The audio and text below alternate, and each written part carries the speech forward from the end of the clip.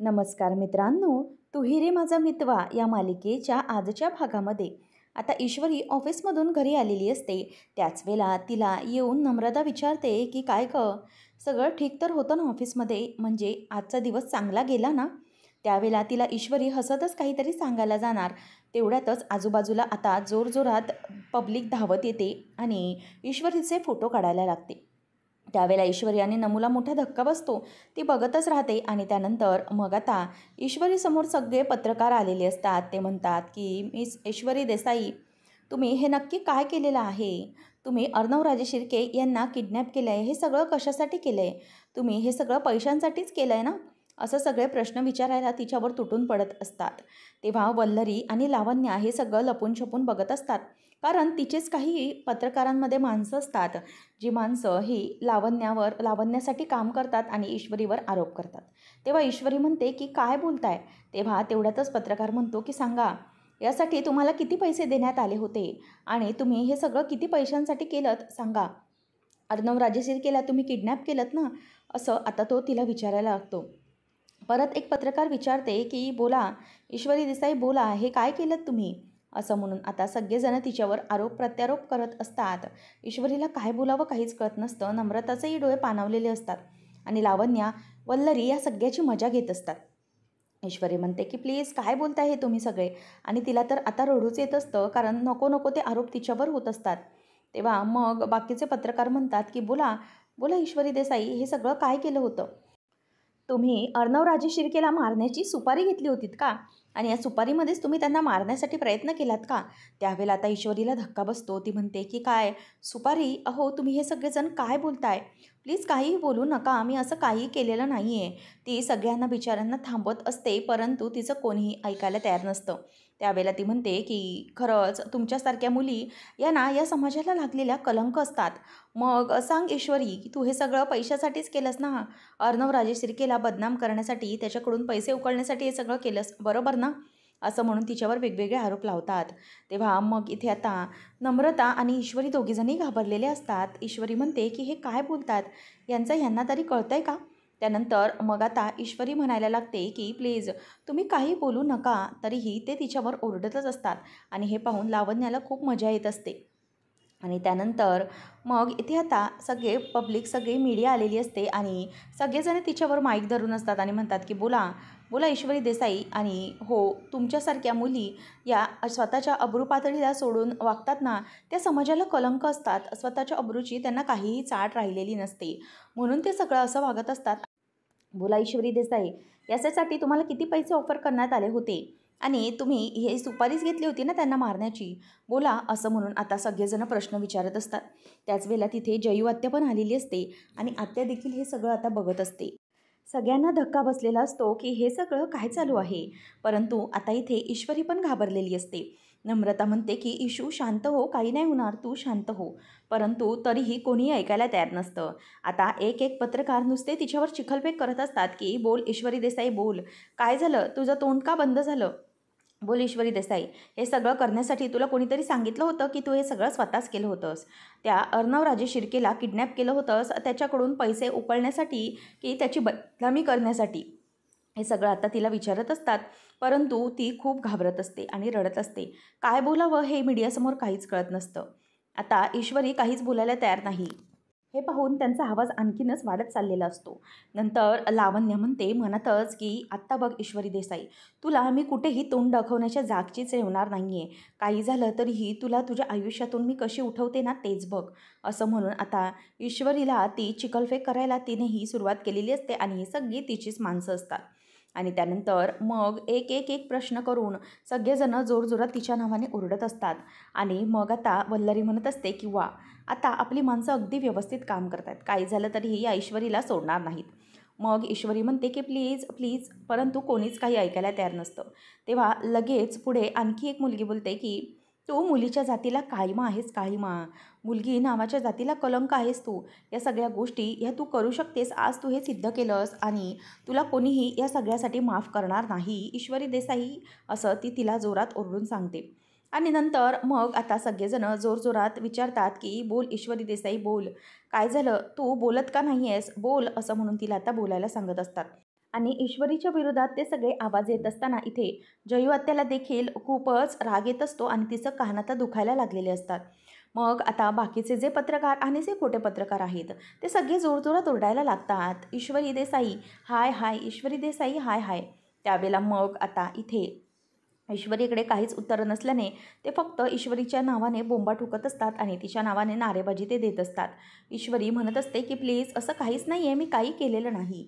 परंतु तरीही तिचं कोणीही ऐकायला तयार नसतं. नंतर आता लावण्या ही ते एका पत्रकाराला म्हणजेच एका तिच्या माणसाला खुणावते की दगड मारायला सुरुवात कर. तेवढ्यातच आता तो पत्रकार हा खूप चिडलेला असतो आणि तो ईश्वरीच्या घरावर एक दगड फेकून मारतो आणि तो फेकून मारल्यावर ईश्वरी खूप घाबरते. कारण ते सगळेजण खूप जास्त आक्रोश व्यक्त करत असतात आणि ईश्वरीला काही बोलण्याची ते संधी देत नसतात. म्हणून तिला खूप भीती वाटत असते. आणि तेवढ्यात आता पत्रकार हे सुरू झाल्यामुळे तिच्या घरावर आता दगडफेक करायला सुरुवात करतात. 1-2 माणसं ही दगड घेतात आणि ईश्वरीवर मारायला लागतात. इकडून लावण्य खुणावतं त्याचप्रमाणे ती सगळी माणसं करत असतात आणि ईश्वरीवर दगड मारायला ते सुरुवात करतात. आणि आता ईश्वरी खूपच घाबरलेली असते. ईश्वरीवर आता जोरजोरात दगड यायला सुरुवात झालेली असतात आणि त्यातला एक दगड हा ईश्वरीला मारला जात असतो. ते पाहून लावण्याला खूप मजा येत असते. तेवढ्यातच एक आता हात येतो, म्हणजेच तिथे अर्णवचा हात येतो आणि अर्णव तो दगड आता पकडतो. आणि तो दगड पकडल्यानंतर इथे आता सगळेजण बघायला लागतात. कोण आलाय याचे सगळ्यांना आता धक्का बसलेला असतो. ईश्वरी ही कानावर हात ठेवून पटकन मान बाजूला करते. तेवढ्यातच तिथे अर्णवने तो दगड पकडलेला असतो. आणि मग आता सगळे माणसं ही चिडलेली असतात. ज्या माणसाने दगड मारला आहे तोही आता बघतच राहतो, कारण तो दगड ईश्वरीला लागलेला नसतो. आणि त्याच वेळेला आता ईश्वरी ही बघते तर समोर अर्णव आलेला असतो आणि अर्णवने तो हात धरलेला म्हणजेच दगड धरलेला असतो. यामुळे आता ईश्वरीला फार बरं वाटतं, कारण तिच्यावर होणारी दगडफेक ही रोखली गेलेली असते. आता तिकडूनच लावण्य आणि वल्लरी बघतात आणि त्या दोघांनाही धक्का बसतो. मध्येच अर्णव कुठून आला याची त्यांना आता भीती वाटत असते. त्याच वेळेला आता इथे ईश्वरीच्या डोळ्यात पाणी येतं आणि ती त्याच्याकडे बघतच राहते. त्याला समोर पाहिल्यानंतर लावण्य आणि वल्लरी दोघींनाही अगदी मोठा धक्का बसलेला असतो. रागाने अर्णव आता सगळ्या पत्रकारांकडे नजर रोखतो आणि सगळे अर्णवला पाहता क्षणी मान खाली घालून उभे असतात.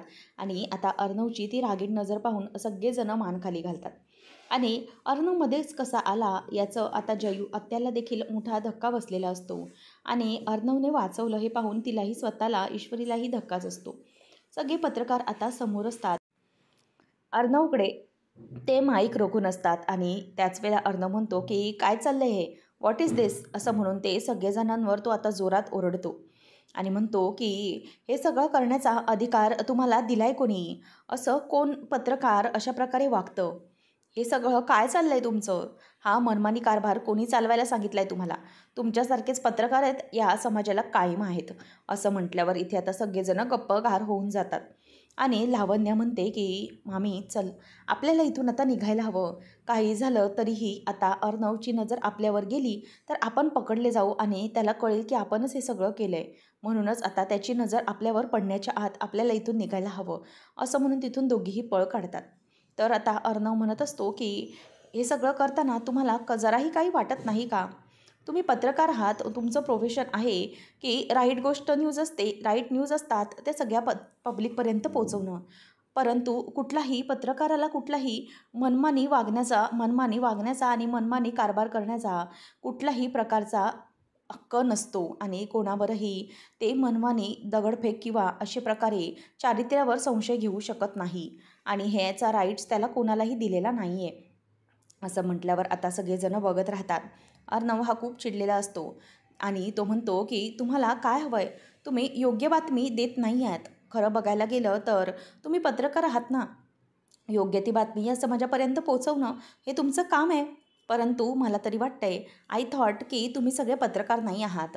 यामधले जे अर्धे लोक आहेत ना ते असेच आलेले आहेत उगीचच चिखलामध्ये हात घालण्यासाठी म्हणून. परंतु एक गोष्ट लक्षात ठेवा, कोणी सांगितलं आहे तुम्हाला की ईश्वरी देसाई यांनी किडनॅप केलं आहे? कुठल्या बेसिसवर तुम्ही हे सगळं त्यांच्यावर आरोप करताय? मला सांगा ना, कुठले तुमच्याकडे पुरावा आहे का की त्यांनी असं वागलं आहे? मग तुम्ही त्यांच्यावर असे आरोप का बरं करत सुटले आहेत? का केलं आहे ते सगळं? आणि मला आता एकच गोष्ट कळते आहे की तुम्ही जे काही करताय ना ते अगदी अनप्रोफेशनल आहे. पत्रकार ही खरी बातमी समाजापर्यंत पोहोचवतो, परंतु तुम्ही उगीचच कुठल्याही जुन्या बातमीचं, कुठल्याही खोट्या बातमीला माल मसाला लावून इथे तुम्ही सगळ्या पब्लिकसमोर दाखवताय. हे खूप चुकीचं करताय. हां, तुम्हाला न्यूज हवी आहे ना, तुम्हाला ब्रेकिंग न्यूज हवी असते.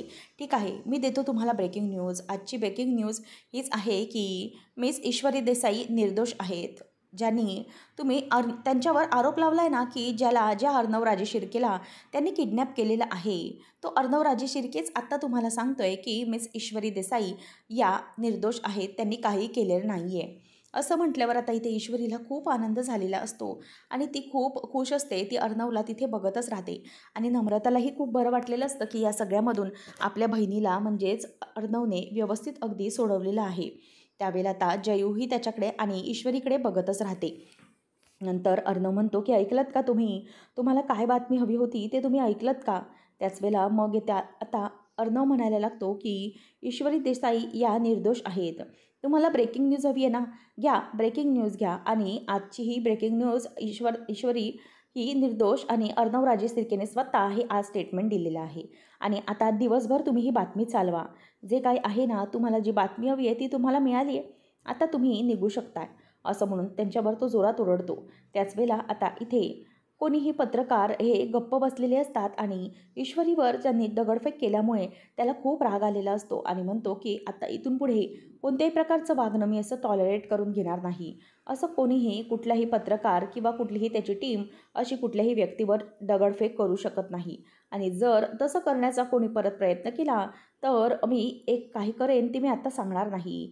परंतु तुम्ही हे सगळे अनप्रोफेशनल वागताय हे नक्कीच मी सिद्ध करून दाखवेन. असं आता इथे तो सगळ्यांसमोर सगळ्यांनाच धमकी देतो. आणि त्याच वेळेला ईश्वरीला खूप आनंद झालेला असतो. आणि जयू आत्या म्हणते की चला आतमध्ये चला, असं म्हणून ती आता त्या दोघींनाही आतमध्ये घ्यायला सांगते. परंतु ईश्वरी तिथेच उभी असते आणि ती तिथे अर्णवलाच बघत असते. अर्णवने तिची जी काही बाजू घेतलेली असते त्यामुळे तिला फार बरं वाटलेलं असतं. आता अर्णव म्हणत असतो की go you may leave now out, असं म्हणून तो सगळ्यांना आता जायला सांगतो. आणि सगळेजण तिकडून आता निघून गेलेले असतात. आणि अर्णव पण ईश्वरीशी काही न बोलता त्यांच्या घरापासून निघून चाललेला असतो. आणि ईश्वरी ही जाणाऱ्या अर्णवकडे बघतच राहिलेली असते. नम्रता ही घरामध्ये शिरते, परंतु ईश्वरी ही त्याला पाठमोरं बघतच तिथेच उभी राहिलेली असते आणि तिला खूप आनंद झालेला असतो. जे काही अर्णवने तिच्यासाठी केलेलं आहे त्यामुळे तिला बरं वाटतं. त्यानंतर आता अंजली ही अर्णवसाठी दुधाचा ग्लास घेऊन येते आणि म्हणते की हे घे अर्णव, आता हा ग्लास फिनिश कर, दूध पिऊन घे हां. तेव्हा मग तो म्हणतो की ताई अगं या सगळ्याची नेहमी काय गरज आहे? अगं दूध आहे ना ते ठेवत जा, मी पण घेत जाईन, इतकं कशाला तुला आणायला हवं? त्यावेळेला मग ती म्हणते की अच्छा तू स्वतःच्या हाताने घेणार आहेस, मला माहिती आहे किती काही झालं ना तरीही तू स्वतःच्या हाताने काही स्वतःची काळजी घेणार नाही आहेस, म्हणूनच मला हे असं आणून ठेवावं लागतं ना. मला माहिती आहे तू काही खाणार नाही आहेस, पिणार नाही आहेस, स्वतःच्या कामात इतका बिझी असतोस की स्वतःकडे लक्ष द्यायलाही वेळ नसतो, म्हणून तू हे सगळं नाही करू शकत. त्यावेळेला मग आता इथे अर्णव म्हणतो की बरं ठीक आहे मी पितो दूध. त्यानंतर मग ती त्याच्यासमोर मुद्दामच ईश्वरीचा विषय काढत असते. ती म्हणते की अर्णव आज मला असं वाटतं ना की काहीतरी वेगळं घडलं आहे का? तेव्हा मग अर्णव म्हणतो की म्हणजे ताई तुला काय म्हणायचं आहे? तेव्हा मग ती म्हणते की तसं नाही, आज जे काही तू वागला आहेस ना त्याबद्दल I am proud of you. खरंच मला तुझा खूप मोठा अभिमान वाटला आहे. तेव्हा मग तो म्हणतो की कशाबद्दल बोलतेस तू ताई? तेव्हा ती सांगते की आज तू बरोबर जे काही वागलायस किंवा तिच्याबद्दल मीडियासमोर जे काही स्टेटमेंट दिलंयस ना त्यांनी खरंच मला खूप आनंद झाला आहे की ईश्वरीसारख्या चांगल्या मुलीची तू बाजू घेतली आहेस. खरंच मला असं वाटतं आहे की तू जे काही वागलास ना ते योग्य वागला आहेस. आणि पण असं अचानक कसं काय झालं? ईश्वरीचा तर तू एवढा रागराग करायचास, परंतु आज कदाचित तू तिचा रागराग करत नाही आहेस, बरोबर ना? म्हणजे आज असं काय घडलं जेणेकरून तू ईश्वरीची बाजू घेतलीस आणि तिच्याबद्दल मीडियावाल्यांना ठणकावलंस? तेव्हा आता तो उठून बसतो आणि म्हणतो की ताई जे काही ईश्वरीबरोबर घडलं ते मला अजिबात नाही आवडलं, कारण मला कधीही कोणाचीही उगीचच बदनामी केलेली आवडत नाही. आणि उगीचच ती काहीही निर्दोष असताना मीडियावाले हे तिच्याबद्दल काही बोलत होते आणि तिची बदनामी करत होते आणि त्यासाठीच मला हे आवडलं नाही आणि म्हणून मी तसं केलं. मग आता इथे ती म्हणायला लागते की मला खरं खरं सांग की तुला असं का झालं आहे? म्हणजे अर्णव ईश्वरीची बदनामी केली मीडियावाल्यांनी ते ठीक आहे, परंतु मला एक गोष्ट सांग की आज तुला हे सगळं असं म्हणजे मनाला का लागलं की ईश्वरीबद्दल असं बोलले? आणि तुला वाईट का वाटलं ते पण चक्क ईश्वरीसाठी असं आता ती विचारत असते. त्यावेळेला अर्णव गप्प असतो आणि म्हणतो की ताई हे सगळं तू असं काय विचारतेस मला. तेव्हा मग ती म्हणते की नाही रे, तुला तिच्यासाठी वाईट वाटलं आणि तिला कोणी बोललं यासाठी तू शब्द उठवलास म्हणून मी बोलतेय. तेव्हा मग आता अर्णव म्हणतो की मी तुला सांगितलं ना, तिच्या जागी कोणी असतं मला ते आवडलेलं नसतं, कारण ती या सगळ्यामध्ये काहीही केलेलं नसताना उगीचच तिला बोललं जात आहे ते मला आवडत नाही. आणि ना ताई, स्पेशली तीच काय, मला कोणावरही अशा प्रकारे अन्याय झालेला आवडत नाही आणि तो अन्याय मी कधीही सहन करणार नाही, ती असो किंवा दुसरं कोणी असो. तेव्हा मग आता लगेच पुढे तू याचा वेगळा अर्थ काढू नकोस ताई, असं तो तिला सांगतो. मग अंजली म्हणते की ओके ठीक आहे बाबा, मी वेगळा अर्थ नाही काढत आहे, परंतु खरंच तू जे काही केलं आहेस ना ईश्वरीसाठी, खरंच खूप चांगलं केलं आहेस, तिच्यासाठी तू खूप चांगला स्टँड घेतला आहेस. मग आता ती सारखा सारखा ईश्वरीचाच विषय काढत आहे. त्यामुळे अर्णव म्हणतो की ताई, अगं आपल्याला दुसरा विषय नाही आहे का बोलण्यासाठी, तू सारखा सारख्या त्याच विषयावर का बोलते आहेस. ठीक आहे, तुला बोलायचंच आहे तर मग दुसऱ्या विषयावर बोल ना, आपल्याकडे विषय आहेत की नाही बोलण्यासाठी, मग सारखा सारखा तोच विषय कशाला हवा आहे. तेव्हा मग ती म्हणते की बरं ठीक आहे. त्यावर तो विचारतो की बरं मला सांग की जिजू कसे आहेत. तेव्हा ती म्हणते की तुझे जिजू, त्यांना तर माझ्यासाठी म्हणजे माझ्याकडे बोलण्यासाठी वेळच नाही आहे, कारण ते इतके कामात बिझी असतात ना. परंतु खरंच सांगते अर्णव, थोडा का होईना माझ्यासाठी ते कामातून नक्कीच वेळ काढतात आणि त्यातच मला खूप समाधान आहे. खरंच मला खूप बरं वाटतं ज्यावेळेला ती या सगळ्या गोष्टीतून व्यापातून माझ्यासाठी वेळ काढतात. आणि तुला माहिती आहे, मला ना खरंच त्यावेळेला खूप नशीबवान असल्यासारखं वाटतं. खरंच जगामध्ये आपल्याला असा माणूस, अशी व्यक्ती भेटणं हे खूपच भाग्यवानच असल्यासारखं आहे. मला खरंच खूप बरं वाटतं की हे अशी व्यक्ती मला सापडली आहे. आणि त्याच वेळेला अर्णव म्हणतो की ताई, बस हेच हवं आहे मला, तू खुश तर आहेस ना. त्यावेळेला मग ती म्हणते की हो अर्णव, मी खूप खुश आहे, मी खूप आनंदामध्ये आहे, खरंच मला खूप आनंद होतो आहे. तेव्हा मग आता तो म्हणतो की बस मलाही तेच हवं आहे, माझी ताईही नेहमी आनंदी राहिली पाहिजे, हेच हवं आहे मला. तेव्हा मग आता अर्णव म्हणतो की बरं ठीक आहे, मला खूप बरं वाटतं आहे. अंजली म्हणते की आता ते सगळं राहू दे, चल पटकन तू दूध पिऊन घे, असं म्हणून ती त्याला पाठवते. त्याच वेळेला इथे आता राकेश हा त्याच्या घरातून बाहेर पडलेला असतो आणि तिथे ईश्वरी ही तिच्या खिडकीमध्ये म्हणजेच तिच्या बेडवर बसलेली असते. आणि अर्णवने आज जी काही ब्रेकिंग न्यूज दिली आहे ना, ती ब्रेकिंग न्यूज ती आता ऐकत असते. आणि त्यामध्ये अर्णव हा सगळ्यांसमोर छातीठोकपणे, ईश्वरी देसाई निर्दोष आहे, अजून कोणता पुरावा हवा आहे का तुम्हाला, खुद्द अर्णवराजे शिर्के यांनीच ही स्टेटमेंट दिली आहे की ईश्वरी देसाई निर्दोष आहे, आता याहून वेगळं काही स्टेटमेंट तुम्हाला लागणार आहे का, असं तो बोलत असतो. आणि हे सगळं आता ईश्वरी अगदी न्यूज मन लावून बघत असते. आणि ते सगळं आता राकेश देखील बघत असतो. आणि राकेशला ते पाहिल्यावर आता धक्का बसतो, कारण ईश्वरी जी न्यूज बघते त्याने त्याला आता फार मोठा धक्का बसलेला असतो. ईश्वरी हे सगळं अगदी घालातल्या घालात हसत बघत असते आणि नंतर पुन्हा ती तिचा मोबाईल ठेवते आणि मनातच म्हणत असते की काही झालं तरीही त्या अर्णवला मी किती चुकीचं समजत होते, सरांना मी खूप वाईट समजत होते. मला असं वाटत होतं की त्याच्यासारखा खडूस आणि भडकुचन माणूस हा जगात शोधून सापडणार नाही, परंतु नाही, मी त्यांच्याबद्दल जे काही मत करून घेतलेलं ते अगदी चुकीचं घेतलेलं, कारण खरंच ते खूप अच्छे इन्सान आहेत. मला इतकं कळलं आहे की ते खूप चांगले आहेत. माझ्यावर जेव्हा जेव्हा आरोप झाले, चुकीच्या गोष्टी घडल्या, तेव्हा तेव्हा ते माझ्या बाजूने कायम उभे राहिलेत आणि त्यासाठीच मला खरंच खूप आनंद होतो आहे. हळूहळू मला आता त्यांच्याबद्दलचं मत बदलायला लागलं आहे. ते असे खडूस वाटतात परंतु ते तसे नाही आहे. खरंच मनाने सर खूप चांगले आहेत, परंतु मी त्यांना ओळखण्यामध्ये चूक केली, असं ईश्वरी आता मनातच म्हणत असते आणि गालातल्या गालात ती हसत असते. आता ईश्वरी जे काही बोलत आहे ते मागून राकेशने ऐकलेलं असतं आणि राकेशला ऐकल्यावर आता इथे पायाखाली जमीन हादरते. तो तिच्याकडे आवाजून बघतच राहतो आणि म्हणतो की काय, या ईश्वरीला तो अर्णव आता आवडायला लागलाय की काय, आणि अर्णवबद्दलचं मत हिच्या मनातलं बदलू लागलंय की काय. एरवी तर ती त्याचा रागराग करायची, परंतु ही आता त्याच्या प्रेमात पडते की काय, असा विचार आता इथे राकेशच्या मनामध्ये येत असतो. आणि राकेशला या सगळ्यामुळे आता खूप भीती वाटू लागलेली असते. त्याचं सगळं काही मत असतं ते बदलायला लागलेलं असतं. ईश्वरी पुन्हा एकदा मोबाईल बघून न्यूज बघायला लागते. आणि आता इथे अर्णव हा त्याचं ऑफिसचं काम करत असताना त्याच्याकडे आकाश येतो आणि आकाश त्याच्याकडे एका नजरेने बघतो आणि परत अर्णव मान खाली घालतो. त्याच वेळेला तो त्याच्या दुसऱ्या बाजूला जाऊन उभा राहतो आणि त्या दिशेने देखील त्याच्याकडे बघतच असतो. तेव्हा मग आता दोन्ही बाजूने तो त्याच्याकडून फिरत फिरत बघत असतो. तेव्हा त्याला अर्णव विचारतो की आकाश, काय चाललंय तुझं? तू इथून तिथून नुसता का असा फिरत बघत आहेस? नक्की काय घडलंय काय? त्यावेळेला आता आकाश म्हणत असतो की ठीक आहे, तू तुझं काम कर ना, मी फक्त तुझ्याकडे बघतोय. म्हणजे मी बदललेल्या अर्णव राजशिर्केकडे बघतोय. तेव्हा हे सगळं लावण्य देखील तिकडून ऐकत असते. आणि मग आता अर्णव हा मनातच म्हणत असतो की काय चाललंय याचं. परंतु आता आकाश त्याचं ऐकायलाच तयार नसतो. आकाश म्हणतो की अरे, मला तुला एकच बोलायचं आहे की तू आज चक्क काय न्यूज दिलीस टी व्हीमध्ये. तू त्या ईश्वरी देसाईच्या बाजूने चक्क बोलला आहेस. याचा सगळ्यांना फार मोठा इथे धक्का बसला आहे. तेव्हा मग अर्णव म्हणतो की ठीक आहे, सो वॉट. जे काही सत्य होतं ते मी बोललो आणि मला कधीही कोणीही कोणावर अन्याय केलेला आवडत नाही आणि म्हणूनच मी ते बोललो. तेव्हा मग तो म्हणतो की ब्रो, मला कळत नाही आहे, तुझी ना 2-2 रूपं माझ्यासमोर येतात. सुरुवातीला तर त्या मिस इंदोरला बदनाम करण्यासाठी म्हणूनच तू त्या फॅशन शोचं असं केलं होतंस, तिचं नाव त्यावेळेला बदनाम केलेलं होतंस आणि ती व्हिडिओ व्हायरल केलेली होतीस. परंतु आज मात्र तू तिला बदनाम करण्याच्या वाचून वाचवलंस आणि तिला तू हेल्प केलीस. म्हणजे हे सगळं काय आहे? तुझी दोन्हीही रूपं मला पाहायला मिळत आहेत. तर इथे वल्लरी मनातच म्हणत असते की नक्की हे काय होतंय? हा अर्णव त्या ईश्वरीची एवढी बाजू घेतोय, याचा अर्थ असा तर नाही की याला ईश्वरी आवडायला लागले किंवा तो तिच्या प्रेमात पडतोय, असं तर काही नाही आहे ना? असं वल्लरी विचार करत असते.